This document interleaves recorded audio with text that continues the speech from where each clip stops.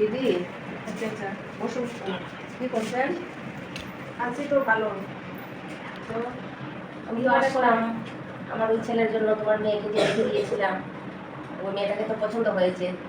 এখন তো বিয়ের দিন পাকা করতে হবে। আচ্ছা ঠিক আছে, তাহলে আপনারা দিন তারিখ ঠিক করুন, বৈশাখ মাসে প্রথম দিকে। তো এই জন্য তো প্রস্তুতি নিয়ে নিচ্ছি। আমিও খুব খুশি হয়েছি। আমিও চাই আমার মেয়েটা একটা ভালো করে যাবে।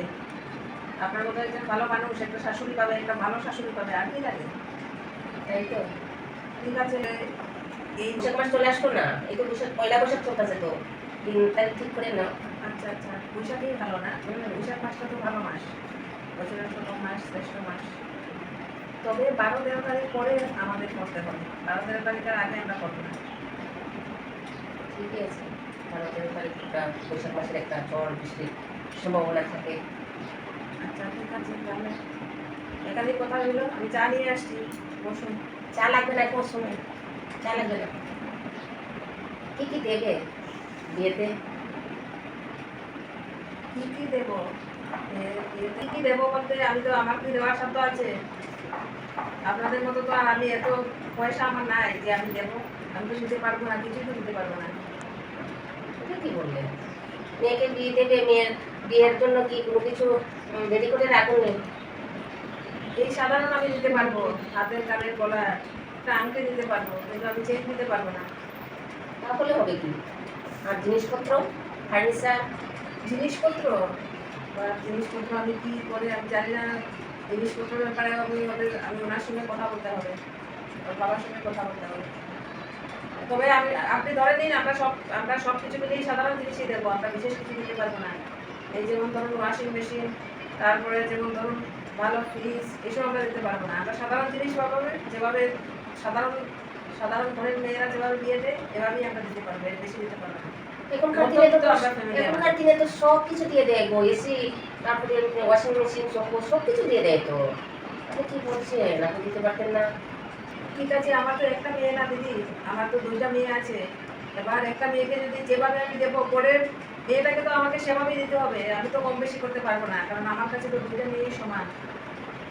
কি করি বলুন তো, মধ্যবিত্ত ফ্যামিলি, আমাদের সাধারণ একটা চাকরি করে দিব।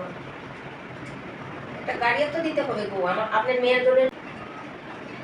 সেটা তো আপনিই কিনে নিতে পারেন গাড়িটা। কি বলবো, গাড়ি দিলে তো আপনারই ভালো। আপনার মেয়ে গাড়িতে নিয়ে যাবে, আপনাদের বাড়িতে আবার নিয়ে আসবে, এটা তো আপনাদেরই শোনা। আপনার মেয়েকে গাড়ি দেবে, সবাই বলবে যে না, ওদের মেয়েকে গাড়িটাকেও দিয়ে দিয়েছে, সব কিছু দিয়েছে। এবার আমাকে চিন্তায় ফেলে দেন, কি করি। এরকম হলে তো তাহলে আপনি কি বলতে চাইছেন, আপনারা যৌতুক নেবেন? যৌতুক না গো, এটা কি যৌতুক বলে? এটা তো সবাই দিয়ে দেয়।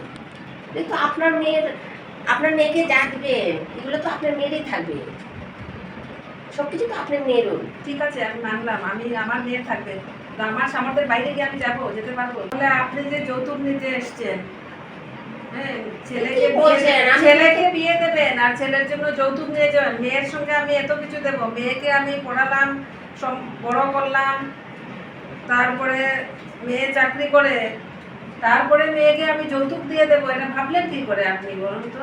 এটা কি বললেন? পড়াশোনা করিয়েছেন তো ভালোই হয়েছে, যৌতুক না তো। আগো দিদি, আমি মানতে পারছি না আপনার কথা। নমস্কার আপনাকে, 108 বার আপনাকে নমস্কার দিচ্ছি। আমি এইরকম মনোভাব থাকলে আমি আমার মেয়েকে দিয়ে দেবো না, কারণ এটা হচ্ছে এক ধরনের যৌতুক। আপনি যেভাবে কথা বলছেন আমার সঙ্গে, সেটা যৌতুক নয় তো কি? আমাদের এই পাড়ার কেউ, মানে কোনো বাড়িতে আমরা প্রেজেন্টেশনে দেই না। এই যে আমার একজন বৌদি আছে, বৌদির ছেলে বিয়ে দিয়েছে, কিন্তু 1 টাকার যৌতুক, মানে যৌতুক তো নেয়নি, বরঞ্চ মানে কোনো ধরনের কোনো প্রেজেন্টেশনই নেয়নি। ফ্রিতে খেয়ে আসছে সবাই, কারো কাছ থেকে জিনিস নেয়নি। আর সেই জায়গায় দাঁড়িয়ে আমার মেয়েকে এত জিনিস দেবো, গাড়ি দেবো, এসব শুনলে আমার বৌদি আমাকে বলবে এসব ওই ছেলের কাছে বিয়ে দিতে হবে না। তাই নাকি? আপনাদের এখানে এরকমই চলছে নাকি? আমাদের এখানে অনেক টাকা খরচ করতে হয়। না, আমি এরকম এই যৌতুকের মধ্যে আমার মেয়েই মানবে না। আমি তো তাও আমি কিছু কিছু জিনিস দিতে রাজি হয়েছি, তারপর আপনি যখন এই যে গাড়ি চেয়ে বসেছেন, আমার পক্ষে সম্ভব না। আমার মেয়েই মানবে। যৌতুকটা আমি যেমন দেবো, এটা আমার অপরাধ, আর আপনি যে নেবেন আপনিও অপরাধী, কারণ যৌতুক দেওয়া নেওয়া দুটোই সমান অপরাধ। আপনি কি বন্ধ করতে পারবেন? যারা এই যে বিয়ের সময় মেয়েকে গাড়ি ভর্তি করে জিনিস দিয়েছে বা দিচ্ছে, ভালো ভালো জিনিস, ব্র্যান্ডেড জিনিসগুলো দিচ্ছে, আপনি কি বন্ধ করতে পারবেন ওদেরকে? বন্ধ করতে পারবো না, কিন্তু কি আমাদেরকে কি করতে হবে? আমি সমাজের একজন মানুষ হিসাবে আমাকে একটা দায়িত্ব নিতে হবে, যে আমি যদি করি আমারটা দেখে আরও একজন শিক্ষা পাবে। সেই জন্য আমরা আমরা কোনো অবস্থাতেই আমি এটা নিতে পারবো না, আমি এটার পক্ষে না। এক কথায় মানে যৌতুক দেওয়া এবং নেওয়া কোনোটার পক্ষেই আমি না। তাহলে আমি কেন, আমি এসব ভালোবাসি না, তো আমার মেয়েকে কেন যৌতুক দেবো? আমি যা বলেছি এবার আপনি ভেবে দেখতে পারেন, আমরা কিন্তু এইসব এত দিতে পারবো না। আপনি যদি যৌতুক ছাড়া রাজি হন তাহলেই আপনি কথা বলতে পারেন, কথা এগোতে পারেন। না, তাহলে আর হবে না, এ বিয়ে হবে না, আমি চলে যাচ্ছি।